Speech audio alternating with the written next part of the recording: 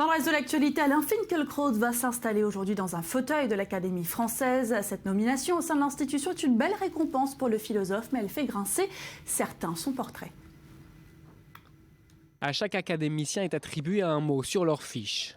Et comme un symbole, c'est le terme « variété » qui a été inscrit pour Alain Finkielkraut. Variété des identités. Fils de Polonais, l'intellectuel fait partie de ces juifs pour qui la France a été bien plus qu'un refuge, mais une identité à part entière, un héritage désormais le sien qu'il faut défendre. Variété aussi des opinions. Comme d'autres, il s'identifie à certains combats maoïstes à la fin des années 60. Mais contrairement à d'autres, son indépendance d'esprit l'amène à prendre des chemins différents de la gauche, au prix de nombreuses polémiques. Est-ce que je dois payer mon attachement à l'identité nationale? Ce serait assez ironique parce qu'il y a 50 ans, j'aurais peut-être payé, au contraire, le nom que je porte. Donc tout cela me semble un peu désolant, mais voilà, je ne m'attendais pas non plus à faire l'unanimité. Pourtant, ce n'est peut-être pas lui, Alain Finkielkraut, qui clive, mais les sujets qu'il défend et qu'une partie de la gauche a abandonnés, comme la laïcité.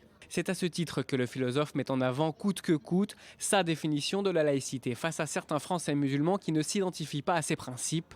Attaque verbale, violente, sur France 2. Une femme française et musulmane. Intransigeant sur la langue, Alain Finkielkraut ne supporte pas que le niveau baisse en classe. De réforme en réforme, il explique que la langue fait partie de l'identité. Un point commun ici avec la tradition hébraïque, pour qui aucune lettre n'a été créée au hasard. Sur son épée, la lettre Aleph, première de l'alphabet hébraïque, une citation de Peggy et une vache normande. La variété, encore. Cette fois-ci des symboles, inscrits sur cette arme, et avec laquelle Alain Finkielkraut continuera de se battre pour la France.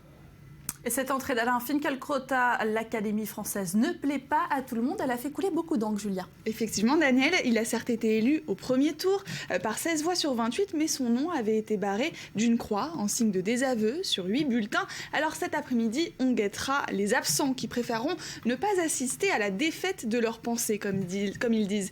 Mais d'autres, et ils sont nombreux, attendaient ce moment avec impatience. Fabrice Lucchini, André Dussolier, Elisabeth Lévy, Natacha Polony, Yasmina Reza ou le très discret Milan Kundera seront au premier rang pour applaudir leur ami, mais aussi leur maître à penser, et tant pis pour les contestataires.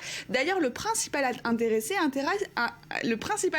analyse tout ça avec beaucoup de recul et de philosophie. Je vous propose qu'on l'écoute.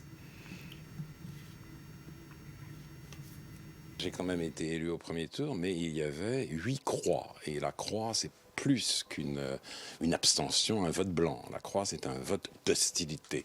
Donc 8, ça fait vraiment une campagne. Je m'attendais à avoir des opposants.